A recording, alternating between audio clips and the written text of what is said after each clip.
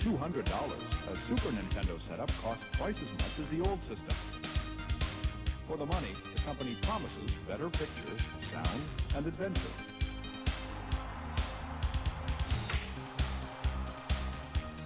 Now you're playing with power, superpower. You're the king, I tell you! The king!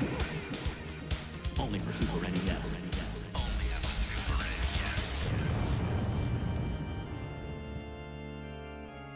You're listening to the SNES broadcast with your hosts, Soulblazer and George.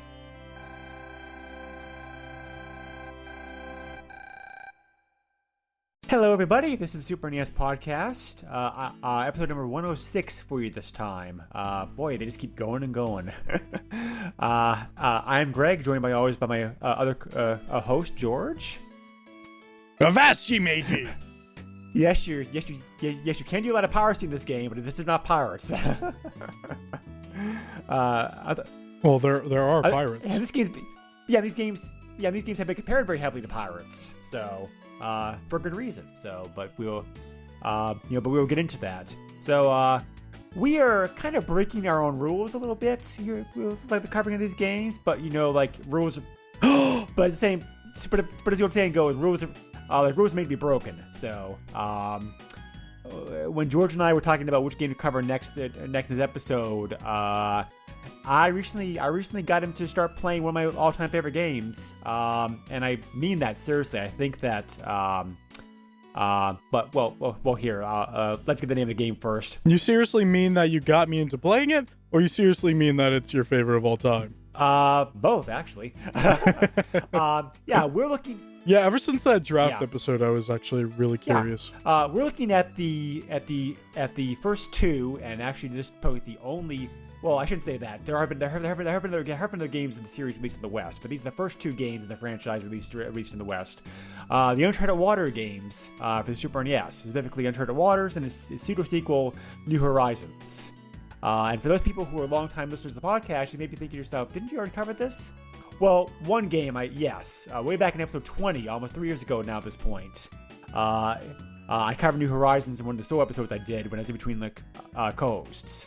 But like George said, I talked about this game during a recent draft episode, and I got him to start playing it. So we decided also to expand a little bit and look at the first game too, because there are similarities between the two of them. Oof.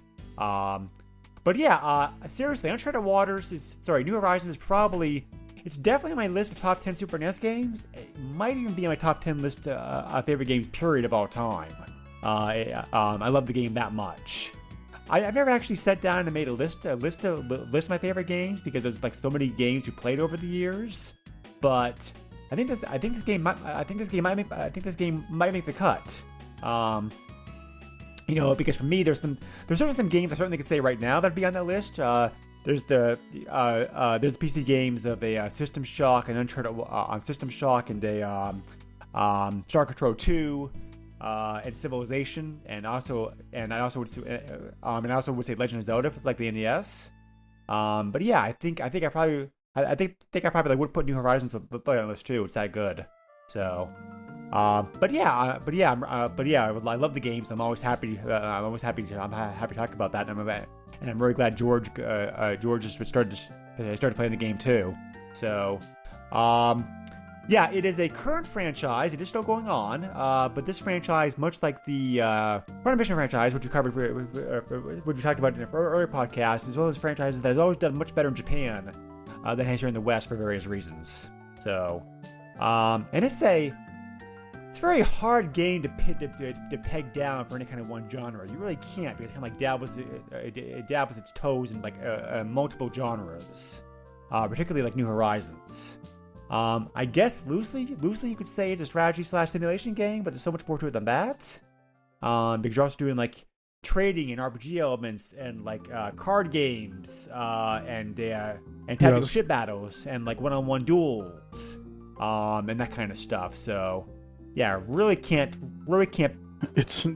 There's a lot. This is one of those games where it's like, wow, this is almost like a modern game in a sense of. There's so many genres. You can't really pick a base genre. Right. to it. So, Yeah. but yeah, so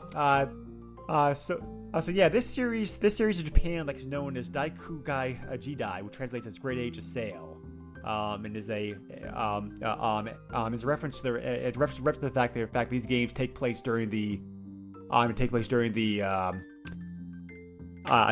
Age of Discovery, which happened between the 15th and 18th centuries. And that's probably one of the reasons why you love this game. History. I majored in history, so every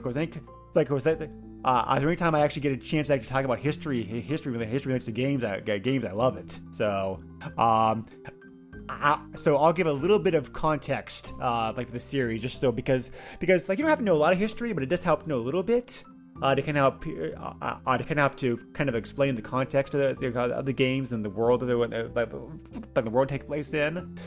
These games take place with you playing as somebody who belongs to the nation of Portugal, which was one of the early European nations to start doing exploration. To give a real quick Cliff Note summary of things, Portugal was one of the first nations to start exploring the oceans because they were ideally situated for this. They were a peaceful country compared to where many countries in Europe during the 15th century were still embroiled in civil wars or internal problems, that kind of stuff. And also, if you look at the map of Europe, they're well positioned right on the edge of the Atlantic Ocean. So, in a great position to explore Africa, which is what they did, because. One of the main impetuses behind the Europeans starting to explore the oceans was that they wanted to get better access to the trade markets of China and Japan, specifically spices, because it's hard to understand for a modern person to wrap their head around this, but spices were so important and so expensive back during the Middle Ages, because it was literally no joke that if you wanted to impress a girl, you could just say, "Hey, I want to see my pepper box," because peppers were like so expensive for the spice itself. But you tell me that doesn't work today? I hope not. Considering everybody has pepper shaker like on their table, probably. But you want to see my pepper box? No, I'm serious. Because you want to see my pepper spray? But yeah, it's like, anybody who's able to bring merchants who trade it, and despite things like cinnamon, coffee, tea, silk, pepper, nutmeg, they were very, very expensive, and they can make a lot of money because they were. It was a long way, and also the fact that spices were also more important for cooking back then because. They didn't have refrigeration or any way to properly preserve food, of course. So spices were a great way to kind of flavor up food that may have gone slightly bad. So that's another reason why spices. I thought some spices also, like, although it didn't do too much, it would also kind of make the meat last a little bit longer. No? Yep, that also. And certain spices were also believed to have aphrodisiac qualities. Oh, right. Yeah. I've always wondered how people from different countries would communicate with each other to trade. Well, there was a lot of people who were fluent, in multiple languages, and you also simply, the trading was done either by goods, like in a barter exchange, or paid for by gold pieces. But like in gold is pretty constant in value. Well, as long as the coin hasn't been debased, that's a whole other discussion. I mean, like, that's another SNES podcast. Probably. You could probably like get along just fine with trading somebody without having only knowing a few words of language. I mean, like. This game is unrealistic because everybody knows your language. Yeah. I mean, like, well, Koei games are like that. I mean, like, at some point, everyone knows your name too. So yeah, I guess it's the ultimate Cheers game. I guess. Yeah, exactly. I mean, Koei games like that. Koei games operate on the framework of history, but they simply. Oh yeah. But they never. But they've never really been like that terribly concerned about accuracy as far as the actual. Greg, how accurate is Warriors Orochi? Not very. You're telling me the game that brings ancient China and ancient Japan together to fight a snake god isn't accurate? Oh. But Next thing you're going to tell me is that it was not possible for the Chinese and the Japanese to speak to each no, that other. happened quite a lot actually, because languages, the languages do have a common base. Quick side note: I had a professor in grad school who came to our school from China, and Who fought a snake god? no, he said that he was able to pick up a Japanese newspaper and read about 60% of it. So languages, the languages are somewhat. The languages even to this day still has. I mean, I understand that there's a section of Japanese writing that actually uses Chinese characters, but my understanding was that a lot of them were not similar enough in meaning. Enough for him to be able to pick up a paper and read it. So, but I guess I don't know. Right. Anyway, I'm no expert. Right. I know about video games and video games alone. Right. So the impetus of this game is that for a long time, most of that trading was done along what's called the Silk Road, which is a very famous highway that ran between Europe and Asia. The main people who organized the Silk Road and was once responsible for helping keep it going was the Byzantine Empire, also known as the Eastern Roman Empire. A lot of people think that the Roman Empire simply ceased to exist in the 5th century, after Rome fell. The eastern portion of it survived for 1,000 years after that, and they were centered around the old city of Constantinople, which is like Istanbul in Turkey. So, and they were also Christian. They were admittedly Orthodox as opposed to being Catholic, but the relations were good enough between them that the Byzantine merchants were the ones who did most of the transactions and trade on the Silk Road, like for Europe. But when the Ottoman... That's so weird that...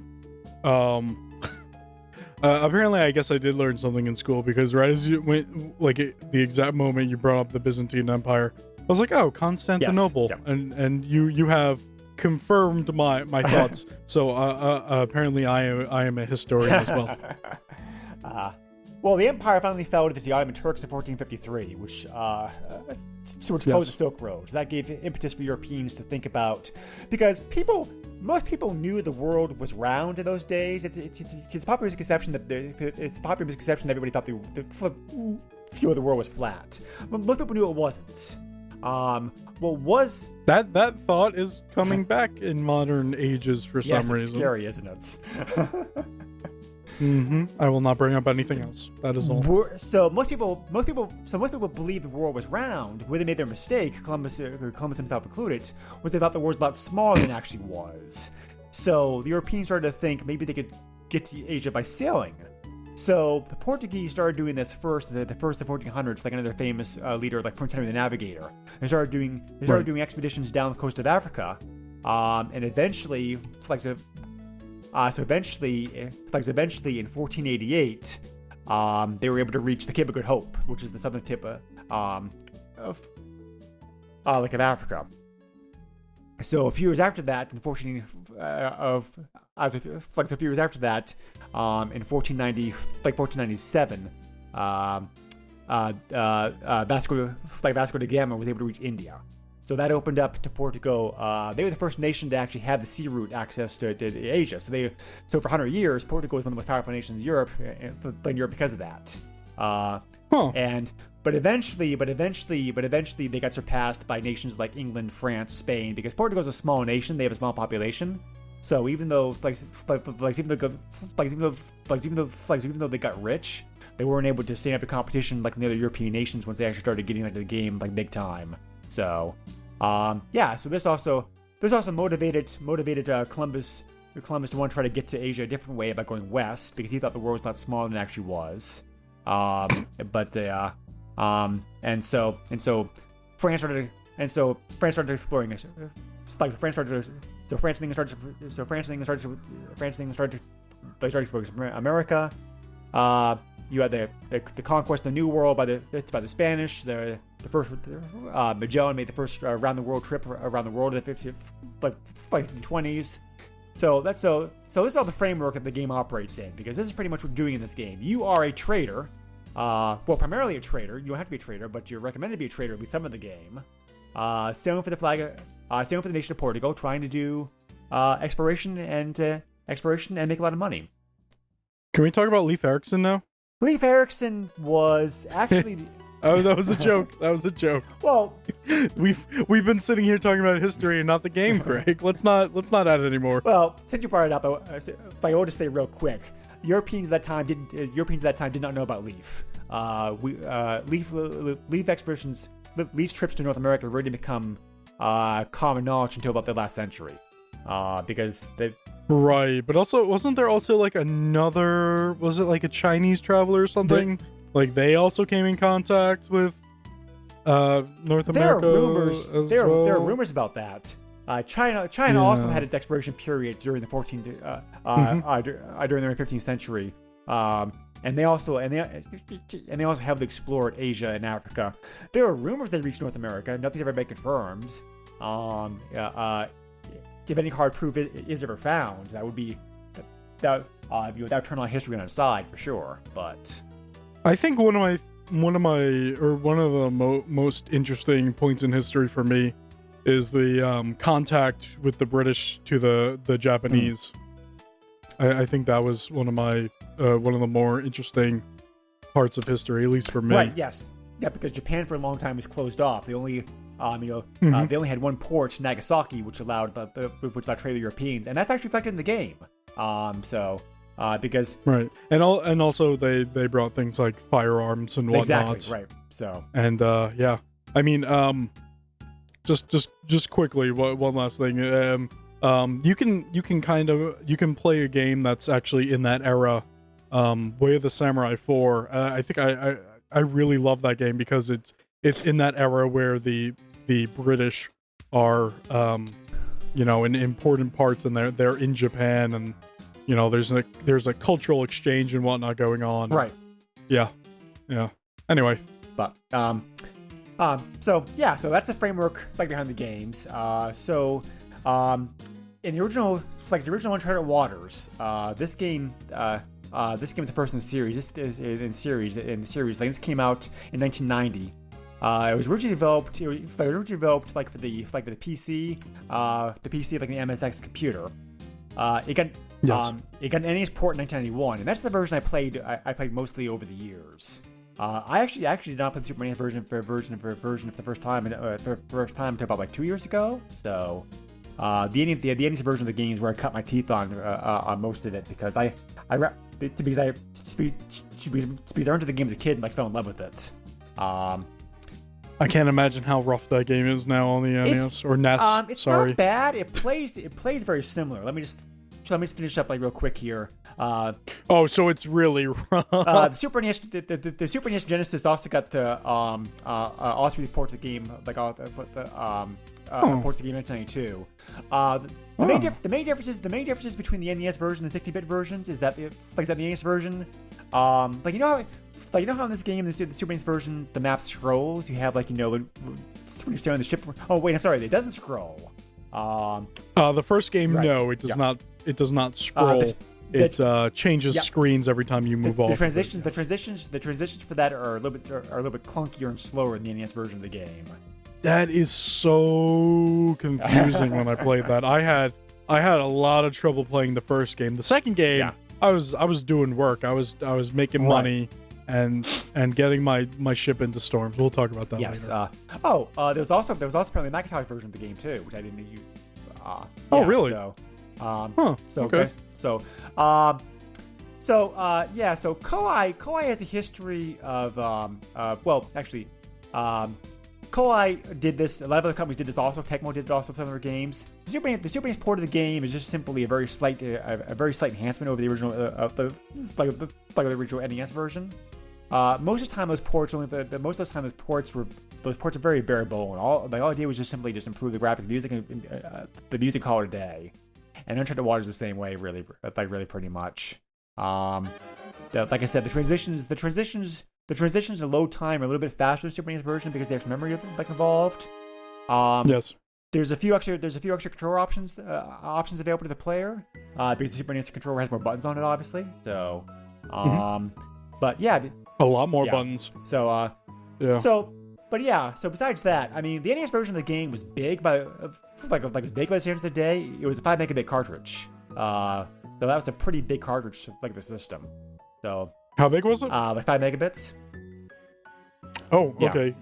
Considering that there's 8 bits in a byte, that's almost that's somewhat close to a megabyte Yeah.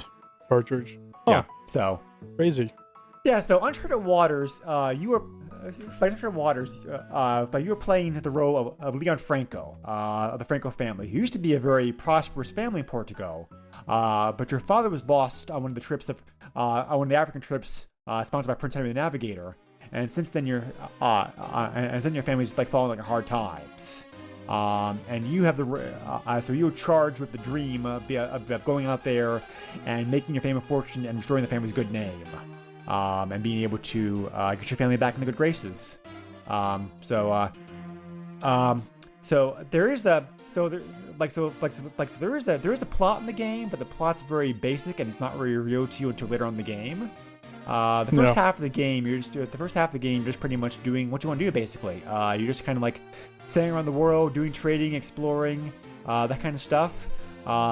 You gain fame by doing by both like doing trading or making money, and also by allying with ports. You can ally with ports and bring them over to Portugal's influence by like investing money in them.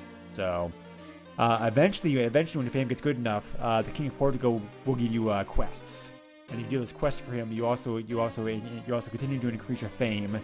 The quests of this game are more basic. They're like things like like go bring me this amount of goods from this port. Go find me this item, like go defeat this pirate, that kind of stuff. Eventually, you find out that the princess has been kidnapped. So the ultimate goal of the game is to go rescue her. And once you do that, you're able to marry her, and that wins the game. Sorry, the princess is in another castle. Another country, you mean, in this case? Like halfway around. I mean, yeah, sure. Yeah, halfway around the world, usually. I had a lot of trouble playing the first game here. It is a bit rough by today's standards. I mean, when it came out, it was amazing. I think the biggest problem is the whole there's no scrolling when you're sailing. Yeah. So if you're out to sea and you see no land, unless I couldn't figure out how to open up a map. Is there a map you can open up? There's no map in game, but both. Okay, I figured. Talk about this. Both Uncharted Waters and New Horizons came with great manuals. They also came with like the maps. They also both games. But the thing is, in New Horizons, they give you a map. They do, but yeah, both games. Yeah. Both games came with a map. Geography knowledge helps in these games, but it's not critical because it's like well. Let me back up. The first game especially, but also so New Horizons. Geography is not quite accurate in this game. That's fine. I mean, the land masses. The land masses are all they're supposed to be. The coastlines are fairly accurate. The biggest problem is ports. The ports are not where they're supposed to be, latitude, longitude wise. So if you're using a real map to help you with this game, as opposed to the map that came of the game, you could be thrown up. I don't know why you would want to do that. Well, it's useful. I used a real map playing the game as a kid because I didn't have the map because it was a rental, of course, so they didn't include that.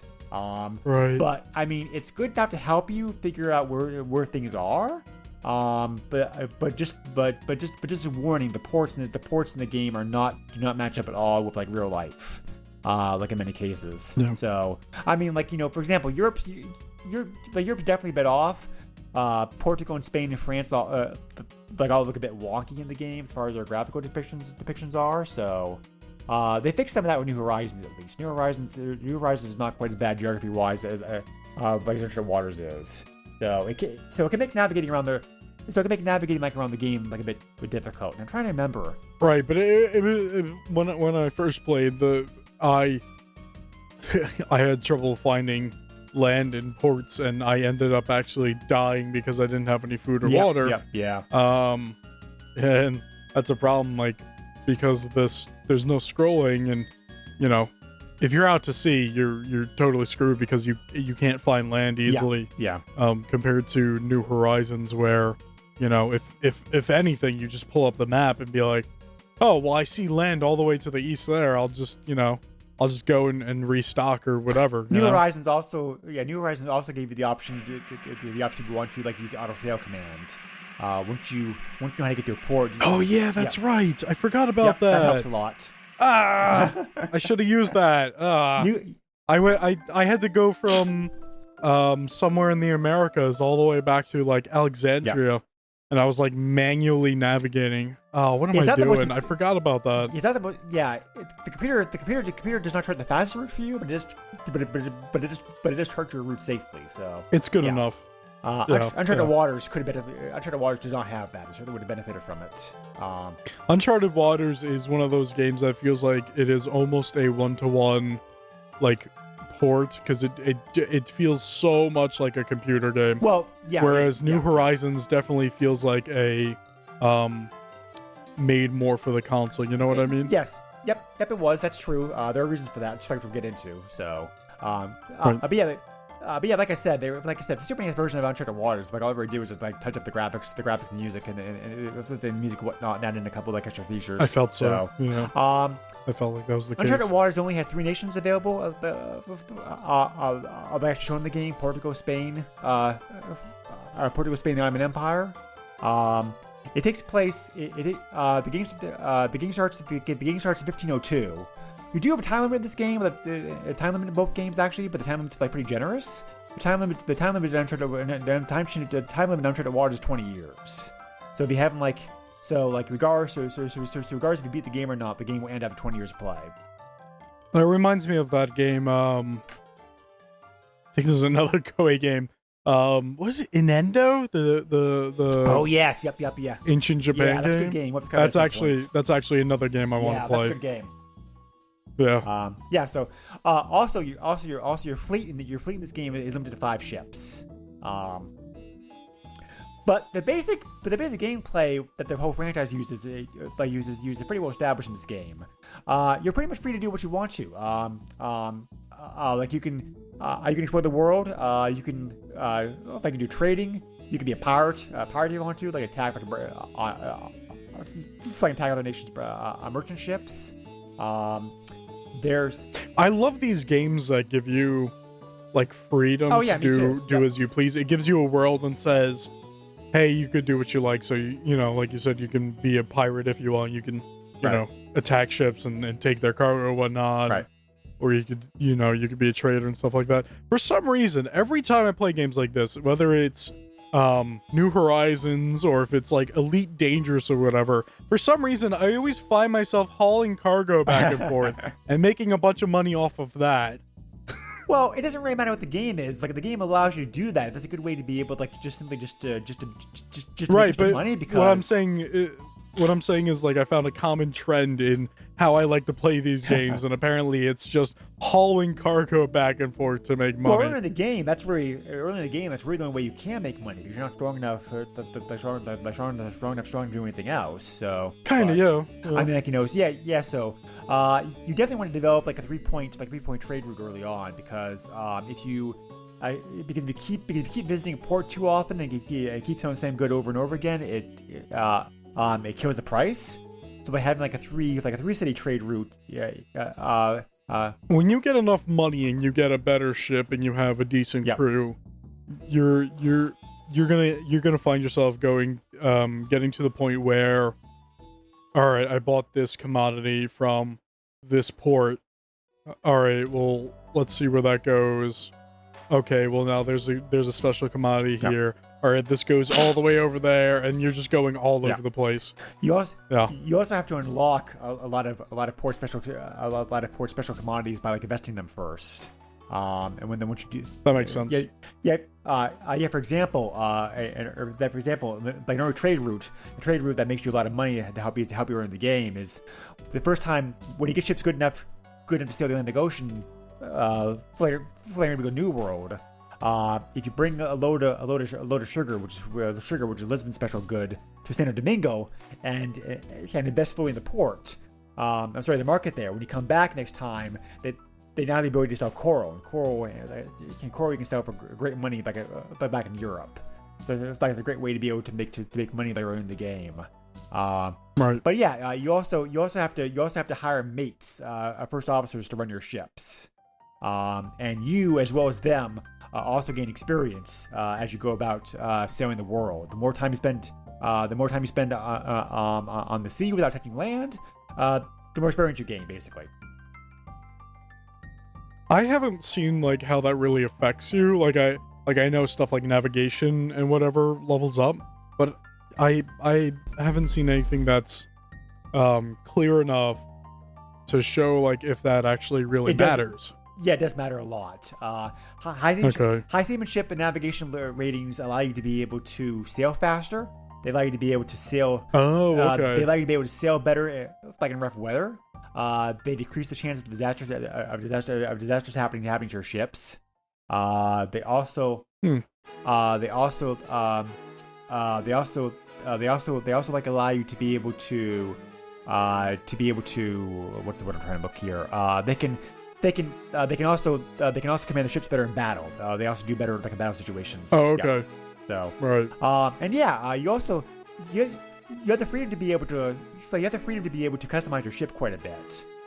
Because you either can buy used ships, or if you have enough money, you can also put up the cash to order a new ship. And you can also have the ship remodeled if you want to. So you can have like because space, the available space on a ship is either divided between cargo, goods, or guns. And during the game, you play your peaceful trader. You just want to have as max cargo as you can. And I think you mean cargo, crew, and guns. Yeah, sorry, cargo. Yeah, cargo and goods are. Thing. Cargo, crew, and guns. So early in the game, you want to have minimum crew and maximum maximum cargo space. Essentially, yes. And then later on in the game, when you have warships, you can change that over to you can change it over like a real powerhouse battleship. There's in this first game, can you do the thing like in New Horizons where you could build up a fleet if you have enough money to buy extra boats? Yep. Okay. The sequel to Horizons has an ultimate ship for that too. There's a ship called the Taikojin, which is only available in Japan. It is it's an iron ship. Ooh. You have to invest a lot of money in the port in Shanghai. In Nagasaki to be able to unlock it. And it takes. I'm sure it's worth it. It is worth it. It's like awesome. That's an awesome fighting ship. It's the best ship in the game as far as the combat goes. So, this game's these games are loaded with secrets. Secrets. It's one of the best things about the games. It's like the game gives you the framework to understand how to play it and what to do, but then it's like, here, go have fun, because it's like there's tons of things you can do in the games. As we already talked about, there's tons of things you can find. People even now are still in the fan groups of these games are still talking about how to find hidden mates, how to be able how to make money quick, what the best trade routes are, that kind of stuff. So there's a ton of replay value like these games. There's like numerous ways to go about doing your stuff and like going around the world and what have you. Right. So this being just a Super NES port of the NES version of the game. The graphics of this game are pretty basically Super NES standards. I mean, they look fine, but they're simply like, they're simple.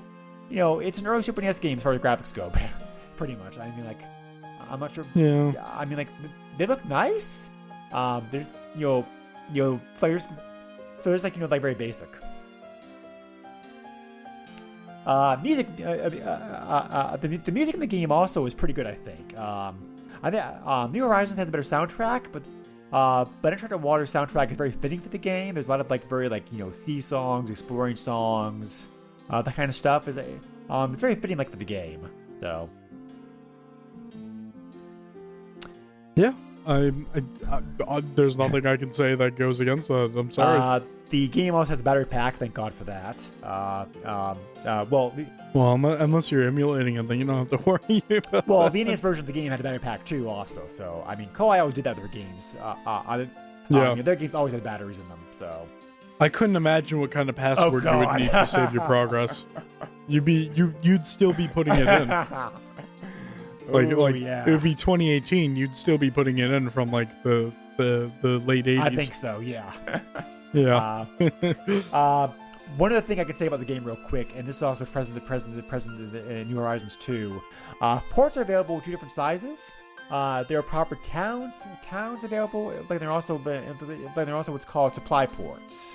The towns are full-scale service towns where you do things like there's a shipbuilder, there's a marketplace, there's an inn, that kind of stuff. The supply port, like all it is just supplies. Like all you can do there is just something like buy timber, food and water, and that's it. So, but right. supply ports can be very critical of how we can make those like long trips, because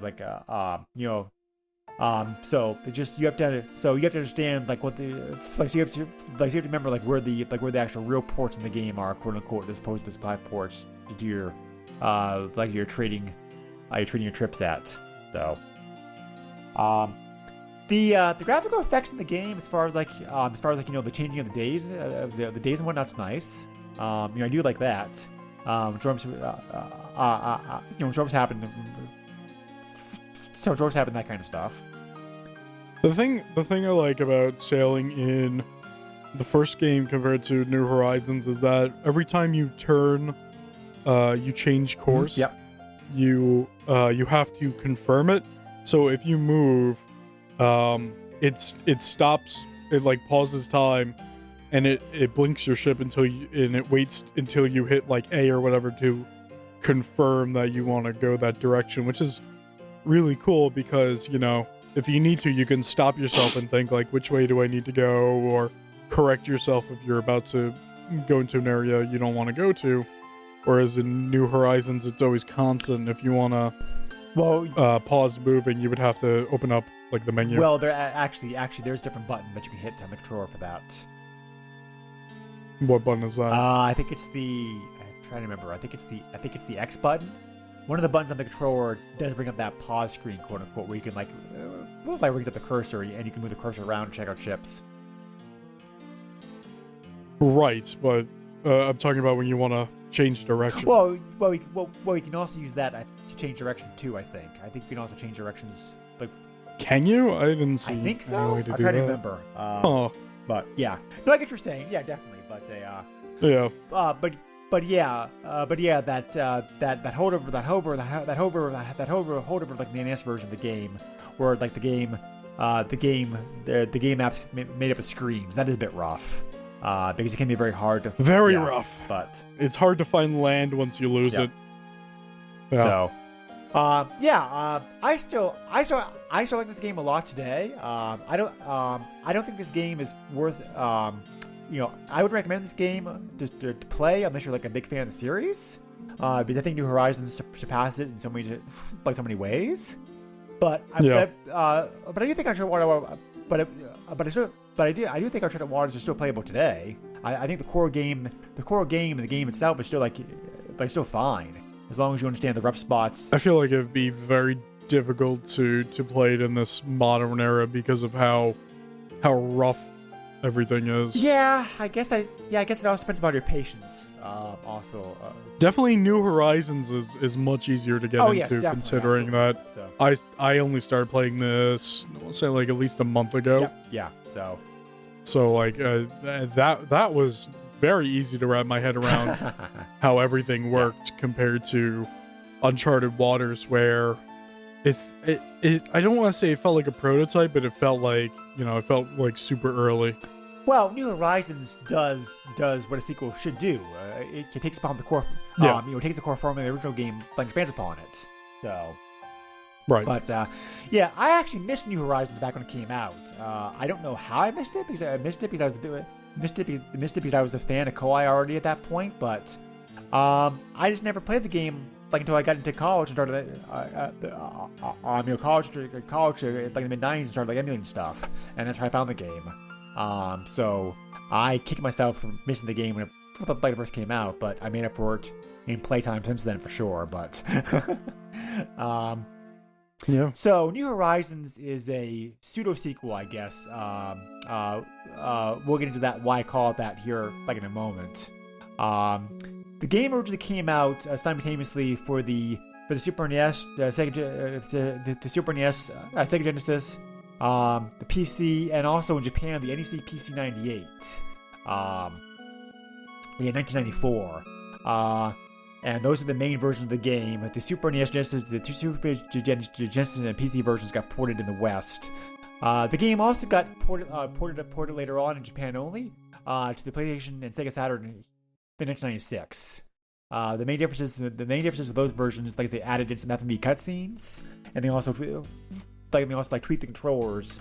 Tweak the controls to better use the PlayStation the PlayStation and Sega Saturn controllers. I didn't know it was released for the Saturn. That's pretty cool. I think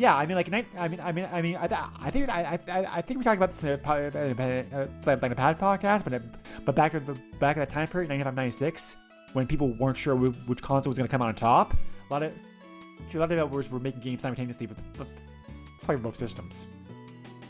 Until they learned that the Saturn was not worth it. And then, well, that's just. I wonder what the world would be like if the Sega Saturn somehow rise to the top. I wonder what video games would be like now. It'd be very different. Probably. Well, I wonder if Sega would still be doing consoles. Yes, probably, exactly. I think so. I wonder if the Dreamcast would have been more of a success. Yep. I think that's safe to say. Yeah. So, and Koei supported the Saturn quite a lot. A lot of the early games were released simultaneously playing both systems. They were a big supporter of the Saturn initially.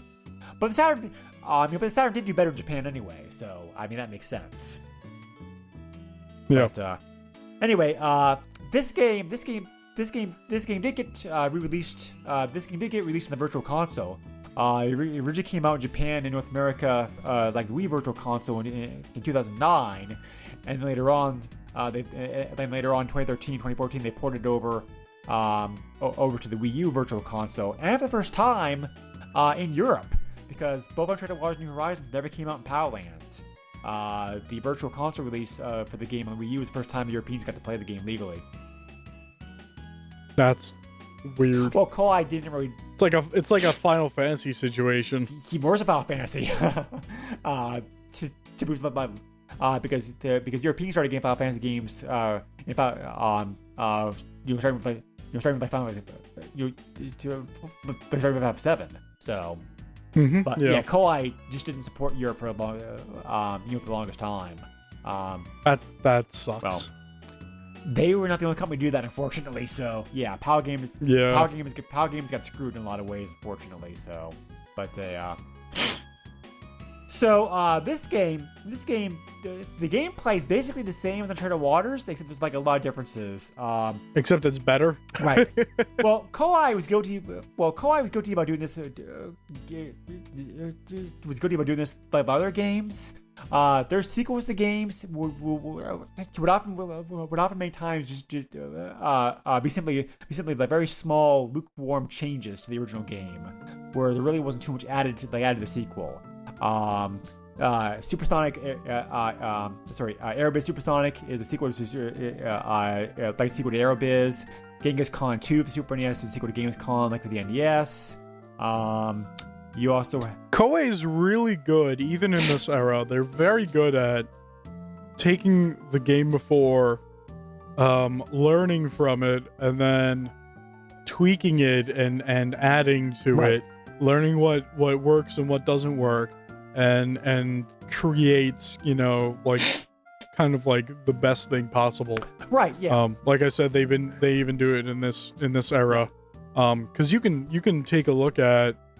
Even the games that they put out on PS2 and whatnot, and then take a look at the next generation after that and see what kind of games they put out. It's wow, yeah, holy crap, these are so much better, but they're still similar in a way. It's just that they really learned what they were doing. Exactly. So some of the sequels Koei really didn't do very much like that sequel to add on new stuff, but New Horizons they did add on quite a lot of stuff. Oh, they certainly did, and they made a lot of tweaks. Exactly. So the biggest change, like, is in the plot, because in this game you actually have 6 storylines that you pick from, as opposed to like 1 like the original game. So, and that's awesome. Like, because I love the fact that this game does that, because even though each game has the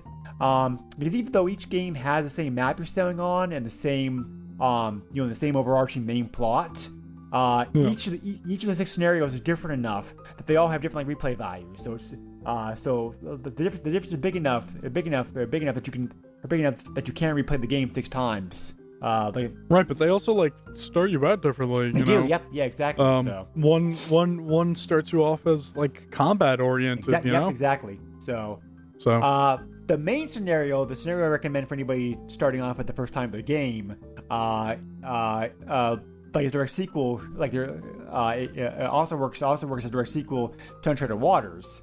You could play as João Franco in one of the scenarios, who's the son of Leon, like the first game. So,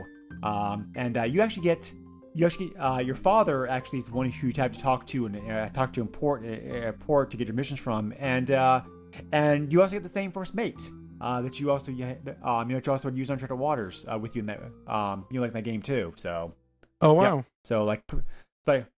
So and the story does connect. I don't want to spoil it, but in Franco's storyline, you also get to find out what happened to your grandfather. Because remember from the opening cutscene in Uncharted Waters, the reason the Franco's family fortune declined was because that your father was lost on one of his African trips. If you play as João, you actually get to find your grandfather. So that's like pretty cool. So, wow. The João storyline has the most connection like the original game. But the other storylines, the characters that you play of in New Horizons are very well developed also. João is a balanced guy, which I recommend playing him like a newbie to the game, because he can do anything like very well. He's a good trader, he does good combat, he does good exploring, he does good sailing, that kind of stuff. So your mission in the game is given to you by your father is to find out the secrets of Lost Continent, like Atlantis. So you do the same things in this game to get your fame and fortune that you would with in Uncharted Waters. You have to you explore, you trade, you gain knowledge, that kind of stuff, and slowly. And this is one of the games like the main plot slowly develops like the game goes on. When you reach certain thresholds in the game, or go to certain ports for the first time, you'll do what's called a slow walk. I always call it a slow walk, where it's like your character, when he goes to a building, will pause for a split second before like walking himself automatically somewhere. Oh yeah, that crap. Yep. So the main plot slowly develops as you go through the game. So that's pretty cool. Like I really like that. So. Real quickly, the other 5 scenarios that you play as. Catalina is from Spain. She is a former Spanish naval officer turned pirate who wants to avenge the loss of her brother at sea, and she believes the Franco family was responsible for this. So there's some real humor, tongue-in-cheek stuff in this game. We play either like João or Catalina, where like they're chasing one another for most of the game. Like all kinds of hijacks and hilarity ensues and that kind of stuff and whatnot. So because as João, you are pursued by her relentlessly for most of the game. So there's some real humor in the game because of that. She's a very good combat officer. Very good sailor too. Also, Otto is from England. He's a privateer sent by Henry VIII to try to weaken the Spanish and defeat the Spanish Armada. So he's the best combat officer in the game as far as ship combat and dueling goes. Ernest is from the Netherlands. He is a cartographer. He wants to make a map of the entire world. So he's pretty good with sailing, and also exploring skills, also the highest in the game. Then you have Pietro, who's from Venice. Venice is called Italy, like Italy in this game. Italy didn't exist as a country during this time period. it was a combination of smaller city states. Venice was the most powerful of the city states. So for specific reasons, he just called Italy in this game. He inherits a huge debt from his father. So the first the first half of his scenario, you're just trying to trade and whatnot to get money to pay off like all your debtors, because a lot of people play a lot of money. He's kind of the weakest as far as the skills go, so he's probably the hardest person to try to beat the game with.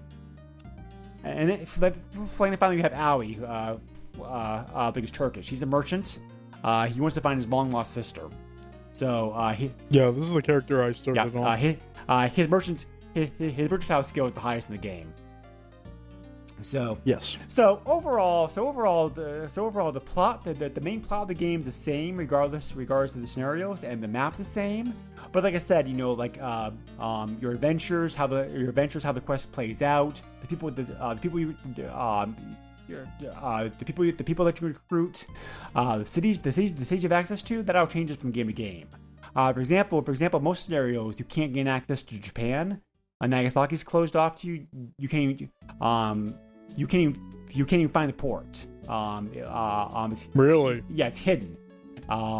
In most scenarios, you have to reach a certain point in the main game before you're allowed to discover it. So just to give an example, a difference between them. So this game starts in 1523. You have 30 years to beat this game. And the number of ships you can have in your command has been doubled to 10 ships. It'll probably take me 30 years to play this game. Well, the main plot can be done in about 4 or 5 years. Like, you know what you're doing. So no, I mean like real time. Oh, like in this world here. Right. It might take me 30 years to play through this game.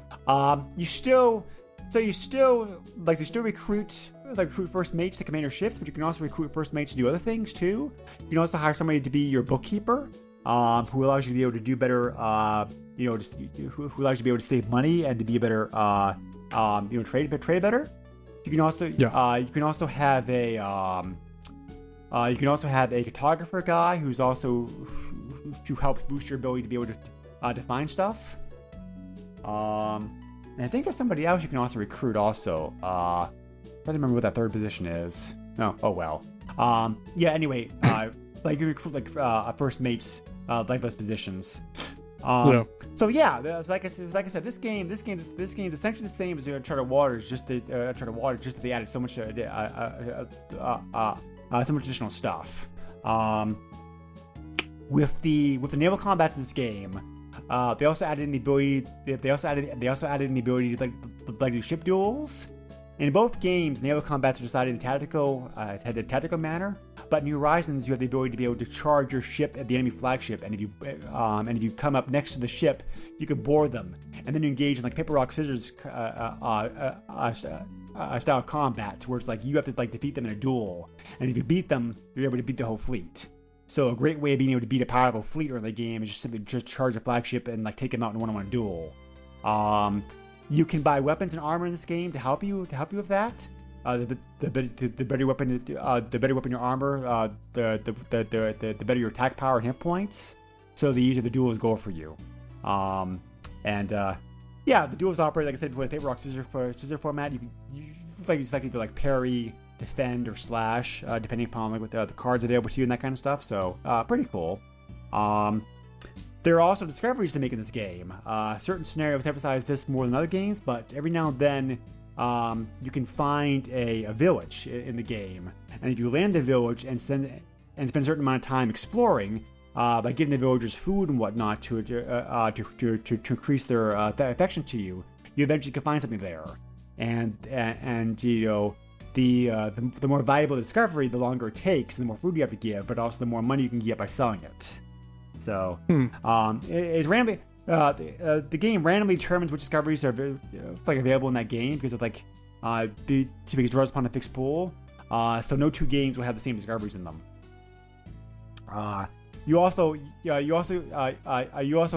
assign people to crew to different positions. You can either have them as combat, navigation or a or lookout. And the more people you have in lookout, the easier to find like new ports, like discoveries.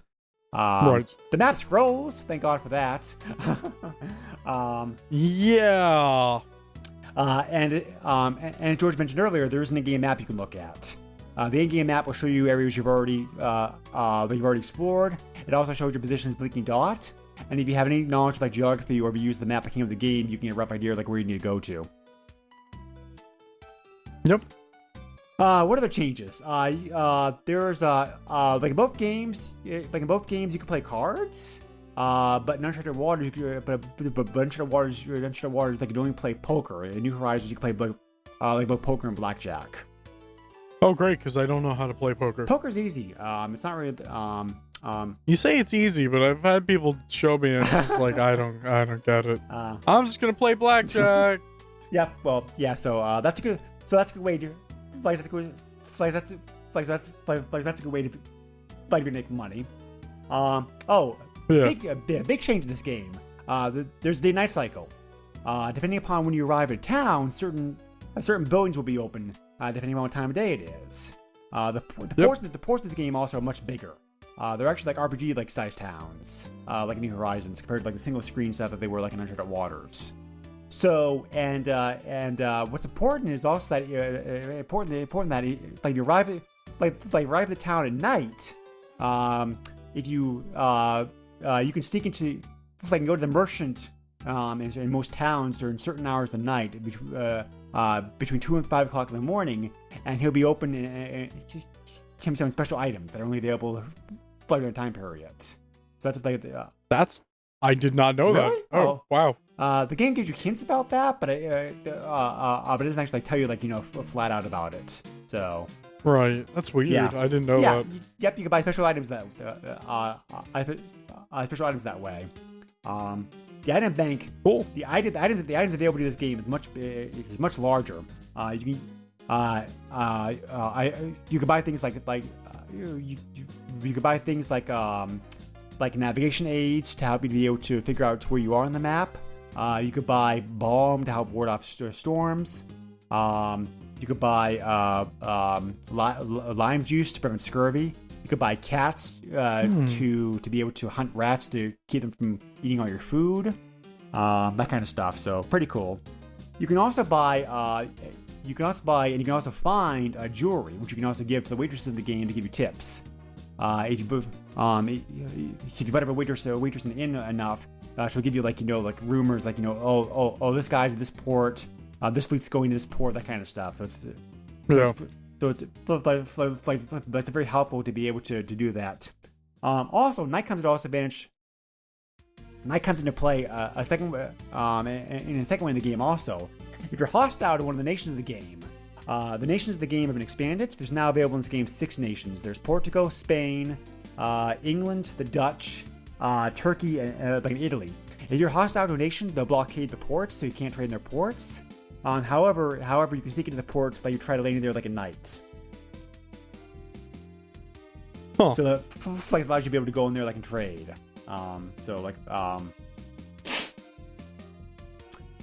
What else? They added so much extra stuff like this game. The map's a bit better. The map's a bit accurate in this game, compared to Uncharted Waters. Some of the ports are still in the wrong, locations, but it's not it's quite as grievous. So, but they other changes to the game. The graphics are better. The graphics certainly. Certainly, yes. Yeah. They're very pleasing graphics. I mean, they're simple graphics, but they're also pleasing in a way. If that makes sense. Yes. The soundtrack in this game, though, I love it. I think this game has a great soundtrack. Certainly, and also it depends on what you're doing or exactly where you are. Yeah. There's so much music, and I'm sure I haven't even heard all the tracks yet. But the more you play, the more of the different tracks you hear. Right. Yeah.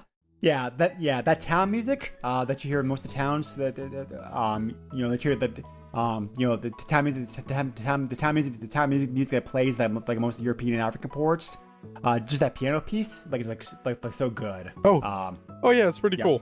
As a matter of fact, this game's given certain games get like get the Japanese orchestra treatment. Well, this game's one of them.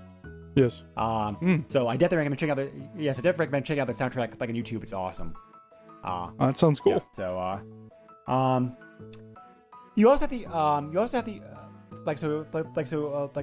the ability to be able to do a extra customization like your ships.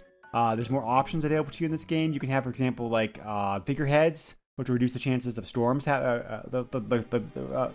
hitting your ships, and different kinds of guns too. Like available to you. So it's pretty cool. A lot more mates available to you in this game to recruit. Some of them you can't find unless you do certain unless you satisfy certain conditions first. So, you can also sign contracts with a photographer and also with a adventurer to sponsor you, where you can sell your discoveries and your map knowledge to them, like to make money and fame, which is like pretty cool. Early in the game, that's a great way to be able to like make money. And there's also certain skills that you can also purchase by going to certain towns, paying up the money for them. And finally, there's also a fortune teller in most of the ports, who will give like hints to the game, on paper fortunes, and she'll also give you like clues about clues. She'll also give you like clues about the main quest and how you're famous, that kind of stuff. So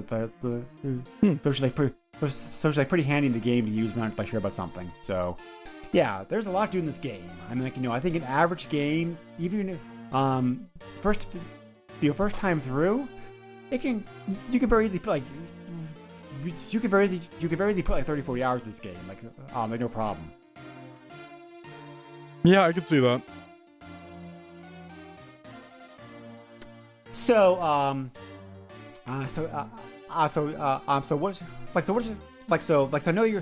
know you're late playing this game compared to like me, George. I was wondering I was one of the ones who were talking about the game for you. What are some of the things what are some of the things that you were enjoying as far as the game goes? I mean, well, I like how it's better than the first one. The first one's very difficult to play, but it's really interesting how they decided that you're not just going to play as one character. You have a choice of different characters and how their strengths and weaknesses are all different. And if there's something that you want to specifically jump into, you can do so. So you can start out with combat, or you can start with being a merchant and whatnot, and you can still basically build those characters to do what you want, but they already have those skills, and working for that is probably the best idea. But it's nice to be able to explore around and not get lost so easily. But it's really cool. You definitely see that they put a lot of effort into this game, because not every town or port or whatever is the same essentially, and each nation basically has their own type of music for when you get to a port. Right. So that's pretty cool. And also like the idea of expanding your expeditions out to like the other half of the world. I just started getting into the Americas, and that was really cool. I got screwed over by a storm though, and I lost a decent amount of progress. Yeah. So there's that, but always gotta carry a bomb with you. Yeah. And I actually haven't had any problems with pirates or anything yet. So yeah, most pirates will leave you alone. I mean, there are a few pirates that will chase you, but most of the but as long as you're not hostile with the nation, piss them off. Most pirates will leave you alone. So Yeah, I've been playing this for a while, Yeah. and I haven't seen much combat, so... Right. So, yeah. In certain scenarios, like Catalina's auto scenarios emphasizes combat early in the game because it's part of the story plots. But the other guys, combat's more important later on in the game. After your skills, like increase some. Right. I also forgot to mention the Super NES version of the game is especially noted for having superior music compared to other ports because they redid the music in the game to take full advantage of the sound chip. Advantage of that Sony hardware. Yep. So because of that, because of that, the music sounds better in this version of the game compared to the other ports. Right. What are some weaknesses and rough spots you notice as far as the game goes? That's kind of a hard one. This one definitely feels more refined and better crafted compared to the first game. So a lot of the problems I had are mostly just the first game. The second game, I can't really think of anything that bad. There are some spots where it's just like it's not too good on it's not great with telling you certain things, like, you know, I learned how to play this game with like going through the menus and whatnot, like figuring out, like, using the map and doing the auto navigate and whatnot. But, you know, if you put it down for a certain amount of time and come back to it, like, you're gonna forget that you can do some of this stuff, or you're gonna be doing things the hard way again if you don't remember. And it just, some things are just not easy to track in the game. Sure. Yeah. Like, if you're given a mission from like royalty or something, it's not super easy to track. The only way I think I can think of being reminded of what you need to do is like going all the way back to the original person who gave you that mission and asking them what you need to do. I think that's how you do it, but it's not too many things that are wrong with this game though. So, right.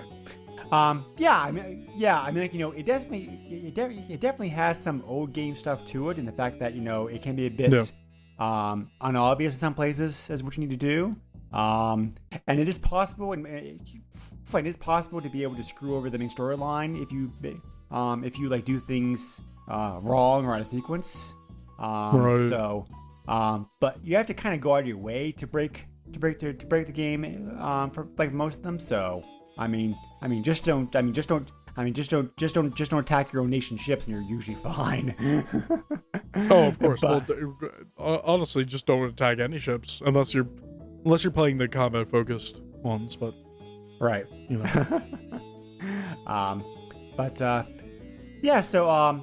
So like I mentioned earlier, this is a franchise that's been much more popular in Japan than it was in the West because to be for a long time, this is the last game we got over here in the West.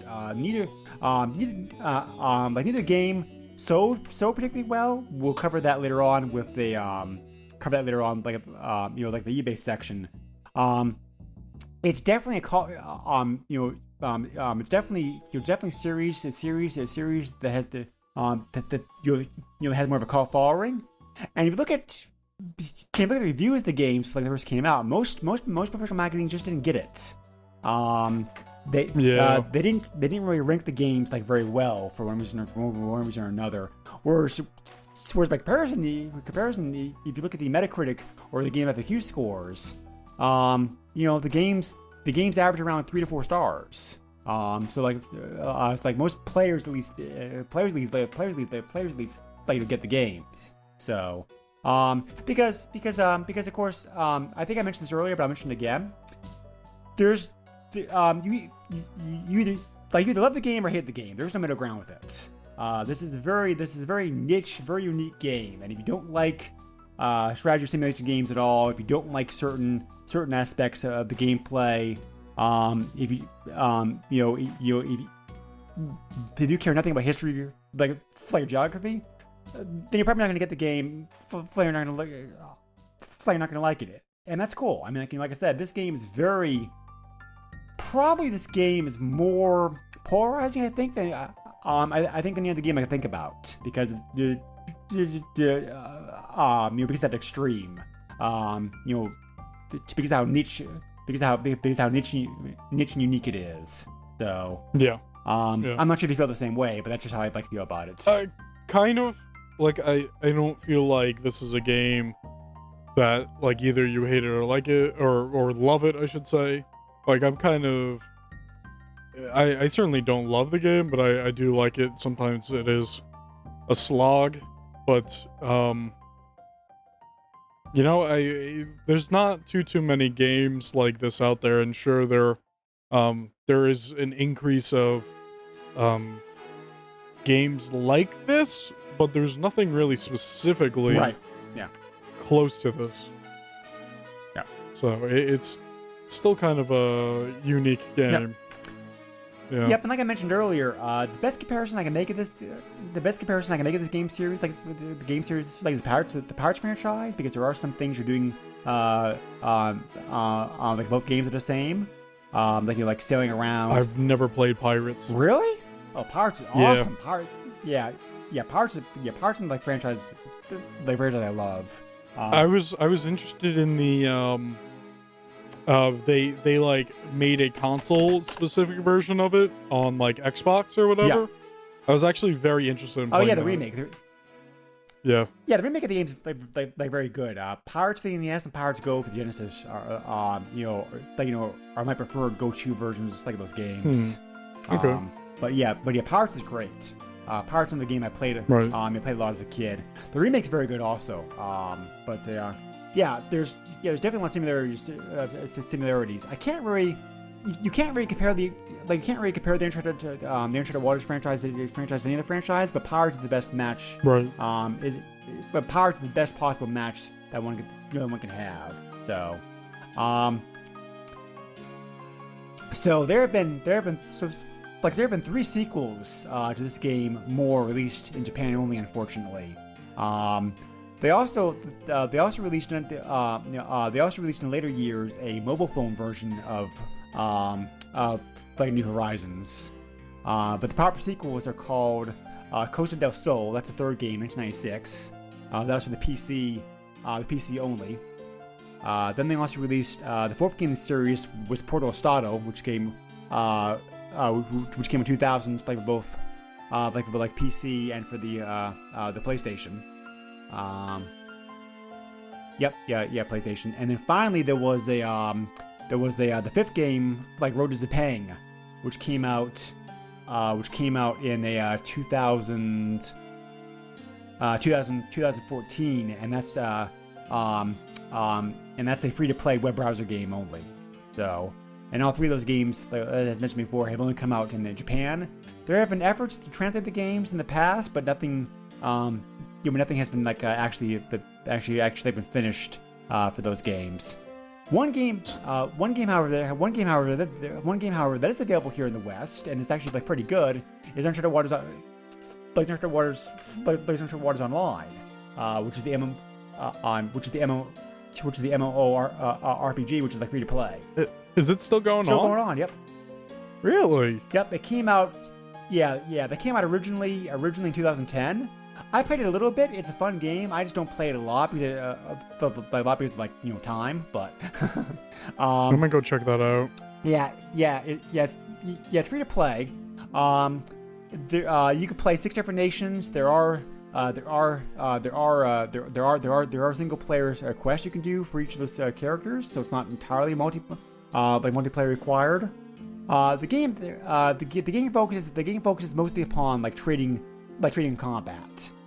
Those are the 2 main aspects of the game that they really double down on, like the online game. So I feel like this might be a game we need to play together. Yeah, probably.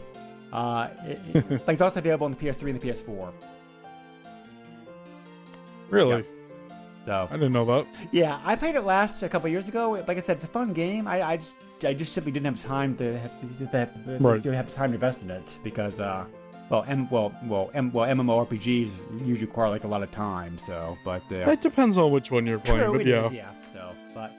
So we have that game. I'm just wondering when they're gonna make the Uncharted Waters Dynasty Warriors crossover. That'd be fun. Game.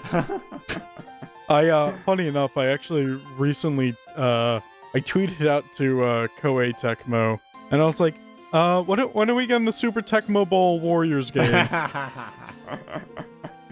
Could you imagine? I can see the story now. It's a football game gone wrong. All the enemy teams are just getting so violent. You have to fend them off. Or maybe you're fighting the crowd and all the Giants and the whomever. I don't know football. Oh, that's funny. The teams get together and they fight the fans or something. Yeah, that's funny. I want that to be a game. I would buy that even though I don't like sports. Yeah, that's funny. Curiously enough, however, they also ported some of these ports are kind of interesting. They also ported, for example, they ported the fourth game series to both the DS and the PSP. Over here? No, Japan only. But okay. That's a shame. Yeah. No. Unfortunately, like I said, Uncharted Waters Online is the first Uncharted Waters game we've gotten here in the West since New Horizons. Right. So, just like that's a shame. It is a shame, unfortunately, because this is a great franchise, I think. But like I said, it just did, it just for various reasons, it's just done a lot better in Japan. Yeah. So. But also, like back then, it was so much harder to find games like True. this. If it wasn't if it wasn't out there in the open, it's hard to find information about video games that not everyone knows about. Yeah. But nowadays, even the obscure games are just like, oh, you're talking about this game again? Stop it. Right. Like a lot of these obscure games are now on like lists on YouTube or whatever. Games you didn't know about or whatever. Well, it's like, well, everybody knows about them now, so. Yeah. Yeah, and you were also correct earlier, like in paying these games like it's a very like computer game because they were developed either originally or simultaneously like the PC.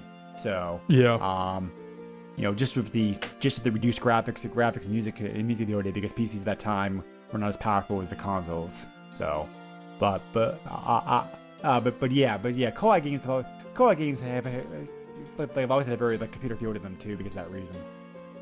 But there are a few cheats and hidden things available in both games. For example, in the Uncharted Waters, to start the game, you randomly you roll for your stats, and you can keep push the button to re-roll for your stats if you want to.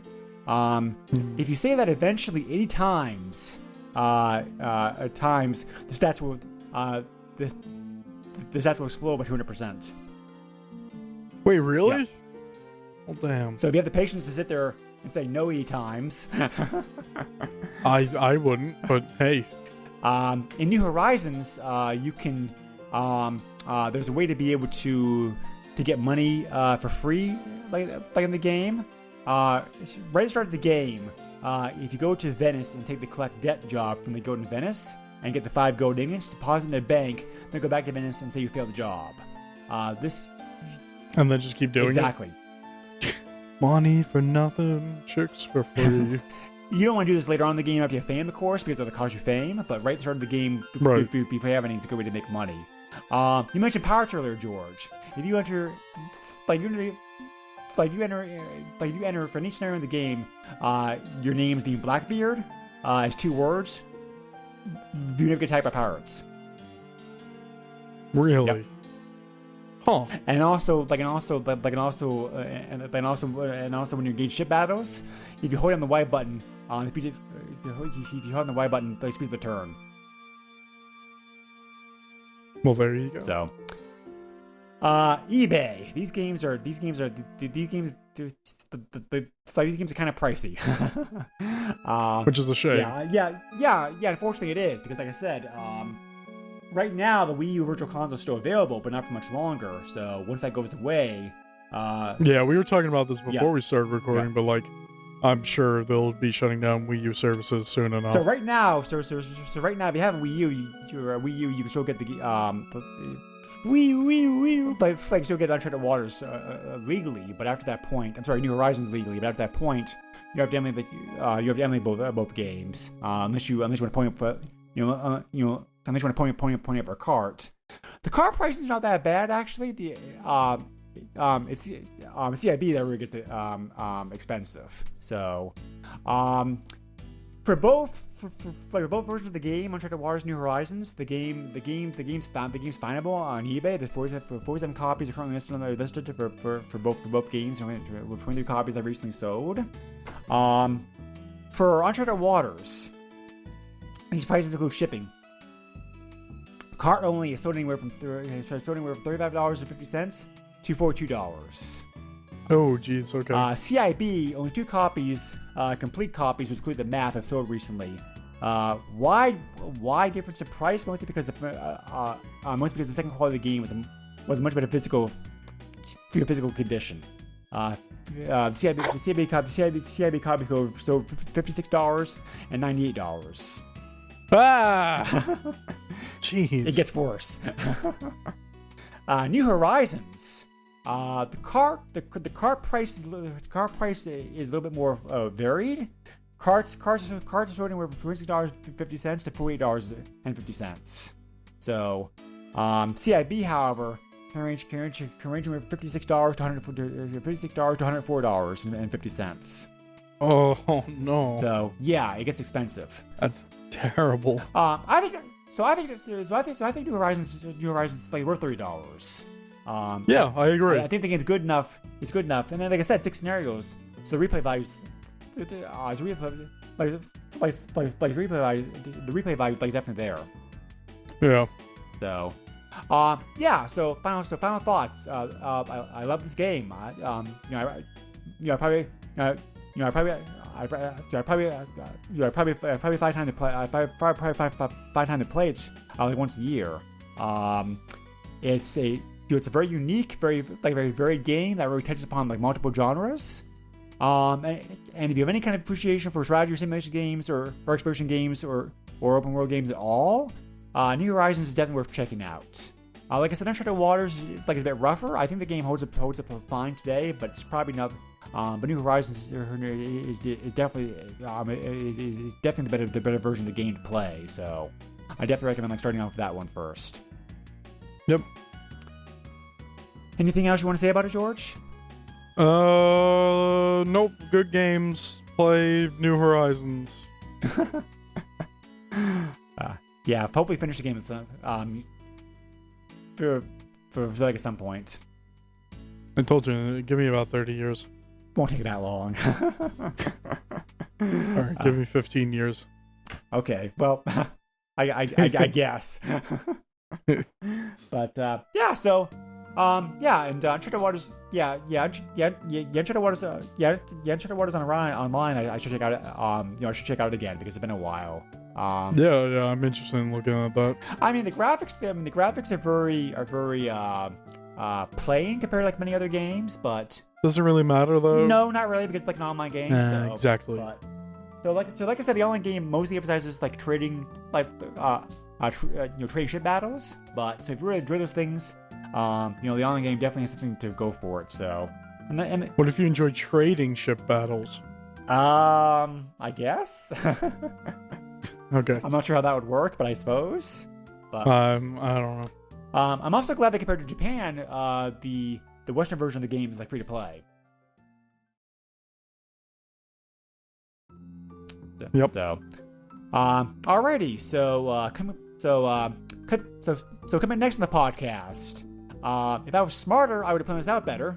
But I never said I was smart. So, we wanted to strike while the iron's kind of hot, at least lukewarm, by talking about, by there's a lot of talk right now like about Spider-Man because that very good PS4 games come out. So a lot of people are like talking about the older games, the franchises, and what worked, what didn't work, that kind of stuff. And like we thought it might be fun. Be fun to do the same thing. So we're gonna look at next podcast, Maximum Carnage, which is the Venom game playing Super NES, and very unique because the game came out like a blood red cartridge shell. Yep, and so much Spider-Man stuff going on. Yep. At least for me. Jeez. What are the podcasts did you also do, George? We may or may not be covering like Spider-Man stuff. Well, I do Master System Masterpieces where we're going to be covering a Spider-Man game on there. And Greg and I do PlayStation Power. Sadly, we are not covering any of the Spider-Man games. There was at least not next episode. What's up? There wasn't one of the Master System, was there? What? I don't think yeah. Spider-Man on PlayStation? Oh no, I'm sorry. I actually said Masterpieces. Never mind. Oh no, I did. That was the first thing I said. Okay, yeah, sorry. Yeah, it was Spider-Man Sinister 6. Oh yeah, that's right. That was that was on the NES too. Yeah, I'm hoping it's different than the NES game. And Greg knows why. Anyway. No comment. Yeah. Yeah, sadly we're not covering any Spider-Man games on PlayStation Power. At least not now. But yeah, Spider-Man 2 is the de facto PlayStation game anyway, so. Yeah, Spider-Man 2 is the best Spider-Man game. Well, until now. Yeah. So. Yeah. You can also find out you can also check out the podcast on Facebook. We have a Facebook page. We also have a Patreon where you can also back us to get to you get perks such as like shout outs on the podcast. Which at this time I'd like to shout out like both Chad and Richard. Thank you very much for supporting the podcast. And you can also get your early access to the episodes, be able to dictate a game for us, some of that cool stuff. So check that out if you're so inclined. It's patreon.com/SNES podcast. We also are available on iTunes, and we're also a proud member of the Throwback Network, Retro Junks Network. We can find a whole bunch of other great retro-themed podcasts, both gaming and non-gaming related. If you wish to send me an email directly about the podcast, you can send me the email to the SNES podcast at yahoo.com. George already mentioned the other podcasts that we do, or that he does by himself. And I think it's about it. So Nope. Just be glad. Just be glad as a final thought that you can actually get around the world these days in 24 hours. 24 hours, like it's supposed to like 24 days. Be glad that you don't have to worry about cramped ships, bad food, boats being made out of wood. I don't know. Storms. I couldn't think of anything. Sharks. Other nasty stuff. Be glad that you can't get diseases easily. I don't know where I'm going with this. Yep, be glad you can. Greg, end the podcast. Be glad you can. Yep, just be glad that you can like relive the game. Relive the past to the game and not have to do it like in real life because it's not much fun. Well, not until we get holodecks. Come on. And on that note, thank you again, everybody, for support, and take care. Goodbye. Nintendo controls 80% of the video market. But no matter how you play the game, or which game you play, things definitely have come a long way since Pac-Man. Now you're playing with power. Super power.